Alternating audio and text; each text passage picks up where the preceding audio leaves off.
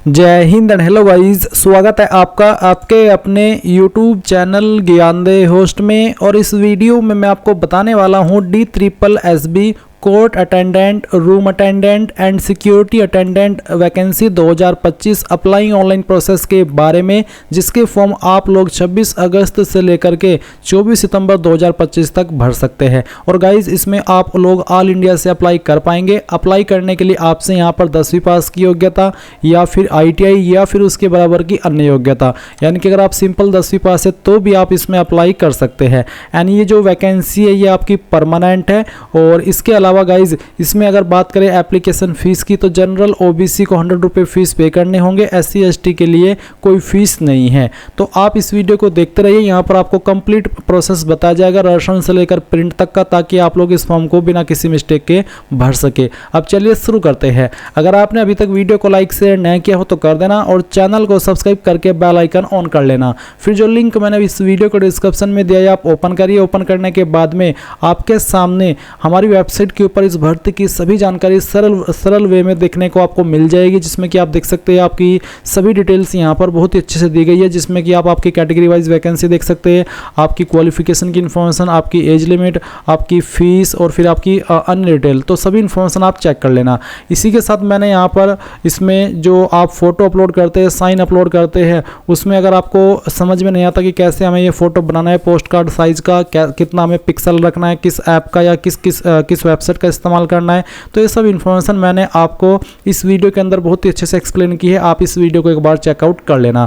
अभी आप यहाँ पर अगर इसमें अप्लाई करने के लिए एलिजिबल है और आपका इंटरेस्ट है तो आप क्या करेंगे, अप्लाई ऑनलाइन लिंक ओपन करेंगे। अब आपके सामने यहाँ पर ये वेबसाइट आ जाएगी जहाँ से आपको आपका फॉर्म फिलअप करना है। अब यहाँ पर आ जाने के बाद में गाइज मैं आपको बता दूं कि अगर आपने इस वाली वेबसाइट का इस्तेमाल करके पिछले 3-4 साल के अंदर कोई फॉर्म भरा है तो आपका अकाउंट बना हुआ है, आप नया रजिस्ट्रेशन नहीं करेंगे, आप उसी को लॉगिन करके अपना फॉर्म फिल करेंगे। लॉगिन कैसे करेंगे, आप क्लिक टू साइन इन के ऊपर क्लिक करना एंड यहाँ पर जो आपकी डेट ऑफ बर्थ है वो आपको डाल देनी है, जो आपने भरी थी।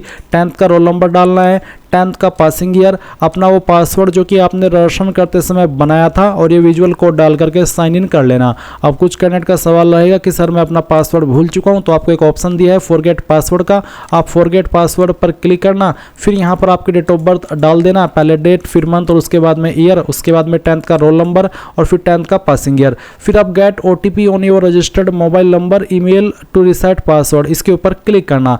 देन आपको नंबर और ईमेल दोनों के ऊपर OTP सेंड किए जाएंगे। आप यहाँ पर जैसे ही OTP वेरिफिकेशन कर देंगे तो आप यहाँ पर एक न्यू पासवर्ड अपनी मर्जी का नया वाला क्रिएट कर पाएंगे। तो जैसे ही आप अपना न्यू पासवर्ड क्रिएट कर ले फिर उसका इस्तेमाल करके आप यहाँ पर लॉगिन हो जाइएगा। और गाइज अगर आप इस वेबसाइट का इस्तेमाल करके पहली बार कोई फॉर्म भरने जा रहे हैं, आपका इस वेबसाइट के ऊपर कोई रजिस्ट्रेशन नहीं है, तो आप कैसे रजिस्ट्रेशन करेंगे वो जान लीजिए। आप यहाँ पर रजिस्ट्रेशन के नीचे क्लिक फॉर न्यू रजिस्ट्रेशन, इसके ऊपर क्लिक करेंगे। अब गाइज आपके सामने यहाँ पर इस तरह का इंटरफेस आएगा, जहाँ पर सबसे पहले आपको आपका नाम एंटर करना है, और ये जो नाम आप यहाँ पर एंटर कर रहे हैं ये आपको 10th के सर्टिफिकेट के अकॉर्डिंग एंटर करना है। फिर आपको आपके नाम को दोबारा डाल करके वेरीफाई करना है। इसके बाद में जो भी आपकी DOB है वो आपको 10th के सर्टिफिकेट के अकॉर्डिंग यहाँ पर सिलेक्ट करनी होगी। पहले आपको आपका ईयर, फिर इसके बाद में आपका मंथ और उसके बाद में डे, एंड देन आपको इसको दोबारा सिलेक्ट करके यहाँ पर वेरीफाई करना है। फिर आप यहाँ पर 10th का रोल नंबर डालेंगे, 10th के रोल नंबर को दोबारा डाल करके वेरीफाई कर देंगे। 10th आपने किस साल के अंदर पास कर ली थी वो साल सेलेक्ट करेंगे, उसको दोबारा सेलेक्ट करके आप यहाँ पर वेरीफाई कर देंगे। फिर आपको आपका जेंडर सेलेक्ट करना है, उसके बाद में जेंडर को दोबारा सेलेक्ट करके वेरीफाई करना है। नेशनलिटी आपकी यहाँ पर इंडियन रहेगी। इसके बाद आप यहाँ पर आपका फादर नेम एंटर करेंगे, फादर नेम को दोबारा डाल करके वेरीफाई करेंगे। मदर नेम डालेंगे, मदर नेम को दोबारा डाल करके वेरीफाई करेंगे। स्पाउस नेम के अंदर अगर आपकी शादी हो चुकी है तो आप आपके पति या फिर पत्नी का नाम डालेंगे और उसको दोबारा डाल करके वेरीफाई कर देंगे। फिर आप यहाँ पर मोबाइल नंबर डालेंगे, 10 डिजिट का, कोई 0 या फिर 91 लगाने की आपको जरूरत नहीं है, सिंपल 10 डिजिट का नंबर डालिए, उसको दोबारा डाल करके वेरीफाई कीजिए। अपनी ईमेल डालिए, ईमेल आईडी को दोबारा डाल करके वेरीफाई कीजिए और उसके बाद गेट OTP पर क्लिक कीजिए। देन आपकी ईमेल और नंबर दोनों पर OTP जाएंगे। आपको यहाँ पर पहले मोबाइल वाला फिर ईमेल वाला OTP डाल करके वेरीफाई कर देना है। उसके बाद आइडेंटिटी प्रूफ डिटेल में कुछ और जानकारी आपको देनी है, जैसे कि यहाँ पर पूछा है do you want to give Aadhaar as an ID proof. अगर आप आधार ID प्रूफ के रूप में देना चाहते तो आप यस करके आपका आधार नंबर डालिए, उसको दोबारा डाल करके वेरीफाई कीजिए। जो नाम आपका आधार कार्ड के अंदर है वही नाम आप यहाँ पर लिखिए, उसको दोबारा डाल करके वेरीफाई कीजिए। उसके बाद में गाइज आप यहाँ पर एक पासवर्ड बनाएंगे। पासवर्ड आपको कैसा बनाना है वो आप यहाँ पर देख लीजिए।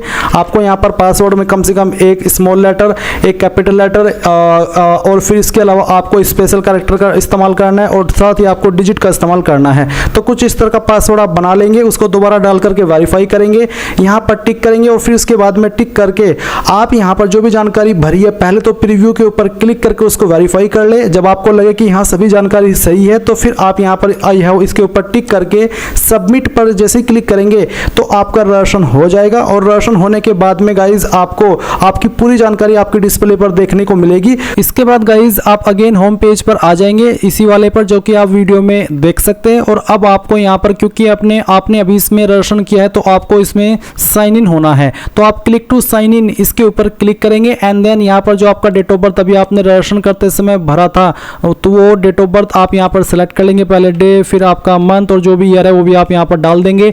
10th का रोल नंबर यहाँ पर डालेंगे, 10th का पासिंग ईयर आप सिलेक्ट कर लेंगे और जो पासवर्ड अभी आपने रजिस्ट्रेशन करते समय बनाया वो पासवर्ड आप यहाँ पर डालेंगे, ये विजुअल कोड फिल करेंगे और फिर आपको साइन इन इसके ऊपर क्लिक करना है। अब गाइज आप यहाँ पर जैसे लॉगिन हो जाएं तो आपको अप्लाई फॉर न्यू एप्लीकेशन इसके ऊपर क्लिक करना है। इसके ऊपर क्लिक करने के बाद आपके सामने यहाँ पर वो सभी वैकेंसी देखने को मिलेगी जो कि अभी एक्टिव है। सबसे नीचे की तरफ आप आएंगे तो देखेंगे court attendant S, court attendant L और रूम अटेंडेंट, इसके अलावा सिक्योरिटी अटेंडेंट, यानी कि जिस पोस्ट पर ये लेटेस्ट भर्ती निकाली गई है। इसके फॉर्म आप लोग किस डेट से लेकर किस डेट तक भर सकते हैं वो भी आप यहाँ पर चेक करेंगे। फिर आपको यहाँ पर अप्लाई नाउ का एक ऑप्शन देखने को मिलेगा। अगर आपके सामने अप्लाई नाउ का ये जो लिंक है नहीं आ रहा है तो आपको, अगर आप मोबाइल से फॉर्म को भर रहे हैं तो वेबसाइट को डेस्कटॉप मोड में कन्वर्ट कर लेना है, क्योंकि कभी कभी ये जो ऑप्शन है ये मोबाइल जो व्यू होता है उसमें नहीं आता है। या फिर आप कंप्यूटर और पीसी का ट्राई कीजिए, उसमें अपने फॉर्म को फिल करने की कोशिश कीजिए, आपके सामने सभी ऑप्शन सही तरीके से आएंगे। तो आप अप्लाई नाउ के ऊपर क्लिक कीजिए। इसके ऊपर क्लिक करने के बाद में यहाँ पर गाइज आपकी इस तरह से इन्फॉर्मेशन आएगी और आपको कुछ इन्फॉर्मेशन यहाँ पर भरनी है, जैसे कि जो आपका प्रेजेंट एड्रेस है, कंप्लीट एड्रेस आप यहाँ पर भर देना और नीचे जो भी आपका पिन कोड है वो आपको डाल देना है। फिर आप एक लाइन देखेंगे इफ सेम चेक, यानी कि अगर आपका प्रेजेंट एड्रेस और परमानेंट एड्रेस सेम है तो आप इस बॉक्स के ऊपर टिक कर देना। अगर आपका प्रेजेंट एड्रेस अलग है और परमानेंट एड्रेस अलग है तो अनटिक करके अलग से भर देना। फिर आएगी कास्ट कैटेगरी, अगर आप जनरल है तो यूआर सिलेक्ट करेंगे, ओबीसी है तो ओबीसी, एससी है तो एससी और एसटी है तो एसटी।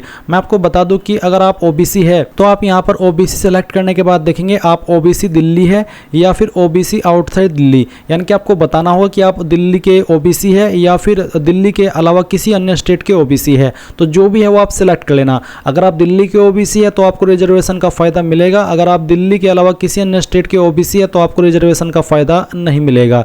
इसी प्रकार से अगर आपकी कास्ट कैटेगरी एससी एसटी है तो फिर आप यहां पर इस तरह से इंफॉर्मेशन देखेंगे जैसे कि आपके सामने है। आप यहां पर आपका जो कास्ट सर्टिफिकेट है उसका नंबर डालेंगे, कब आपका सर्टिफिकेट इशू हुआ है वो डेट आप यहां पर सेलेक्ट कर लेंगे। फिर यहां पर कौन सी स्टेट के द्वारा जारी हुआ है वो स्टेट आपको बतानी होगी और किस अथॉरिटी के द्वारा जारी हुआ है वो भी अथॉरिटी आपको सेलेक्ट करनी होगी।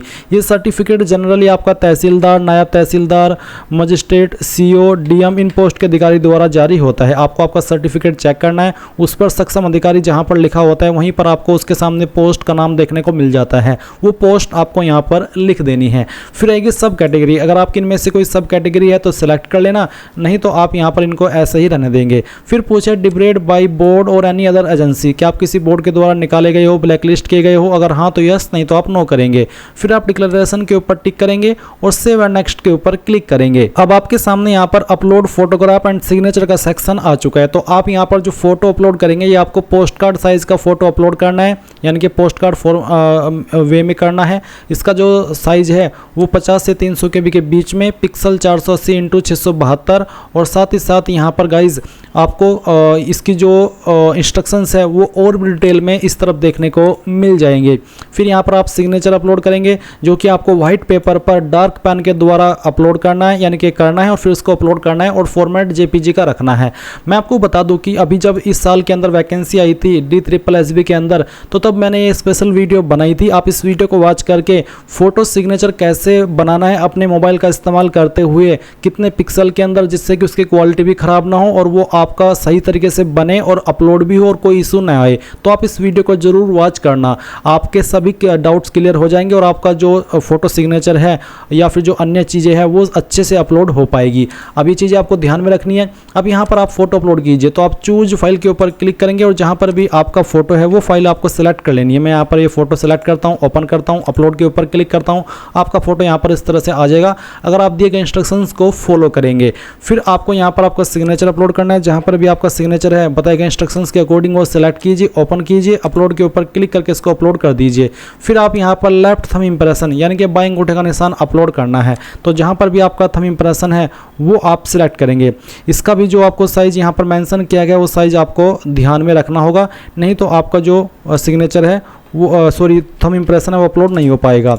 चलिए मैं इस फाइल को सिलेक्ट करता हूँ, ओपन करता हूँ, अपलोड के ऊपर क्लिक करता हूँ, फाइल यहाँ पर आ चुकी है। सेम वे में आप राइट थंब इंप्रेशन अपलोड करेंगे और अपलोड के ऊपर क्लिक करके इसको यहाँ पर इस तरह से अपलोड कर देंगे। अब आप नेक्स्ट के ऊपर क्लिक कीजिए। नेक्स्ट के ऊपर क्लिक करने के बाद में आपके सामने ये वाला इंटरफेस आएगा। यहाँ पर वो सभी पोस्ट है जिन जिन पर ये वैकेंसी निकली हुई है और आप देख सकते हैं कि कौन सी पोस्ट पर अप्लाई करने के लिए क्या क्वालिफिकेशन मांगी है, 10वीं या फिर ITI। दोनों चीज़ कंपलसरी नहीं है, एक्सपीरियंस कोई नहीं मांगा है। अगर आपको यहाँ पर सभी पोस्ट को प्रेफरेंस देनी है यानी कि सभी पोस्ट पर आपको अप्लाई करना है, यहाँ पर you are not eligible for this department यानी कि मैं इस डिपार्टमेंट पर अप्लाई करने के लिए एलिजिबल नहीं हूँ, मे बी मेरी एज ओवर एज हो रही है इसी वजह से मैं इस पर अप्लाई करने के लिए एलिजिबल ना हूँ। बट आपके सामने ऐसा तभी आएगा जब आप किसी कारणवश उस पर अप्लाई करने के लिए मे बी एज के अकॉर्डिंग एलिजिबल न हो। तो यहाँ पर जिस पोस्ट पर आपको अप्लाई करना है वो आप टिक कर दीजिए। तो गाइज मैंने यहाँ पर जो पोस्ट सिलेक्ट की है वो सिलेक्ट किया Delhi high court court attendant, ये वाली पोस्ट जिसमें कि स्पेशल नहीं है क्योंकि यहाँ पर कुछ के सामने H लिखा है तो H का मतलब कुछ अलग है। इसी प्रकार से कोर्ट अटेंडेंट S का मतलब अलग है और कोर्ट अटेंडेंट L का मतलब अलग है। और जैसे कि यहाँ पर ये कोर्ट अटेंडेंट सिंपल है, इस पर कोई सामने चीज़ नहीं लिखी है तो मैंने इसको टिक किया। फिर इसी प्रकार से सिक्योरिटी अटेंडेंट है, मैं इसको भी टिक कर देता हूँ। इस पर मैं आता हूँ यू आर नॉट एलिजिबल, तो मैं इस पर अप्लाई करने के लिए एलिजिबल नहीं हूँ। मैं यहाँ पर सिर्फ इसी पोस्ट पर अप्लाई करने के लिए एलिजिबल हूँ। तो चलिए मैं इसी को सिलेक्ट कर लेता हूँ। आपको भी इसी को सिलेक्ट कर लेना है अगर आप बाकी पर अप्लाई करने के लिए एलिजिबल नहीं है, क्योंकि ये आपकी इन्फॉर्मेशन को कंसिडर करके ही इस तरह का एरर आपके सामने आता है। एरर नहीं है, सच है। अब आप सेव एंड नेक्स्ट के ऊपर क्लिक करेंगे। इसके बाद आप यहाँ पर Delhi high court court attendant ये सिलेक्ट कर लीजिए।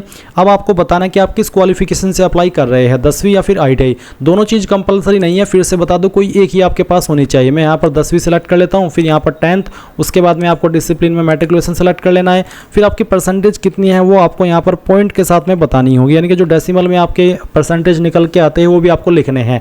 अगर आपके नंबर CGPA के अंदर है तो आप उनको परसेंटेज के अंदर कन्वर्ट करके यहाँ पर फिल करेंगे। स्टेट आपकी कौन सी है, कहाँ से आपने की है, वो स्टेट आपको सिलेक्ट कर लेनी है। अभी यहाँ पर एरर आ गया है, मैं अगेन लॉगिन करके इस वाले इंटरफेस पर आता हूँ। तो यहाँ पर गाइज मैं अगेन इस वाले इंटरफेस पर आ चुका हूँ। अगर आपके सामने भी ये वाला एरर आता है तो आप क्या करेंगे, आप यहाँ पर सबमिट फाइनल एप्लीकेशन के सेक्शन पर आकर के अगेन इस वाले इंटरफेस पर आ सकते हैं और उसके बाद आप यहाँ पर आपकी जो अधूरी इन्फॉर्मेशन है उसको कंप्लीट कर सकते हैं। अब आप पहले स्टेट सेलेक्ट कर लेंगे तो फिर आपको बताना है आपका बोर्ड। अगर आपका बोर्ड यहाँ पर नहीं है तो आप अदर सेलेक्ट करके अपना बोर्ड का नाम खुद से भर देना। फिर किस महीने और किस साल के अंदर आपने पास की है वो भी आप यहाँ पर सेलेक्ट करेंगे और इंसर्ट के ऊपर क्लिक करके इस जानकारी को ऐड कर देंगे। अब आप do you want to finally save, इसके ऊपर क्लिक करेंगे और यहाँ से ओके कर देंगे। ये इन्फॉर्मेशन आपकी सेव हो चुकी है। सेव हो जाने के बाद में आप यहाँ पर नेक्स्ट के ऊपर क्लिक करेंगे, आपके सामने आपके फॉर्म का प्रीव्यू आएगा। अब आप यहाँ पर इसके ऊपर टिक कीजिए, यहाँ पर टिक कीजिए और सबमिट फाइनल एप्लीकेशन के ऊपर क्लिक करके आप देखेंगे कि आपका फॉर्म सबमिट हो चुका है। SC ST और फीमेल के लिए कोई फीस नहीं है, इसलिए इनके सामने फीस का ऑप्शन नहीं आया। जनरल OBC के लिए 100 रुपये फीस है, पहले वो फीस पर जाएंगे, जब उनकी फीस जमा हो जाएगी तो वो अपने फॉर्म का फाइनल प्रिंट आउट ले पाएंगे। अब आपको अगर प्रिंट लेना है तो आप क्या करेंगे, प्रिंट एप्लीकेशन के सेक्शन पर आएंगे, सिलेक्ट पोस्ट अप्लाइड पर आपको यहाँ पर कोर्ट अटेंडेंट या फिर जिस भी पोस्ट पर आपने अप्लाई किया जिसका आपको प्रिंट लेना है वो सिलेक्ट करेंगे और प्रिंट एप्लीकेशन के ऊपर क्लिक करके अपने फॉर्म को प्रिंट कर लेंगे। इस तरह से गाइज आप लोग DSSB court attendant online form 2025 भर पाएंगे। सो ये थी आपकी पूरी जानकारी। Thanks for watching. जय हिंद।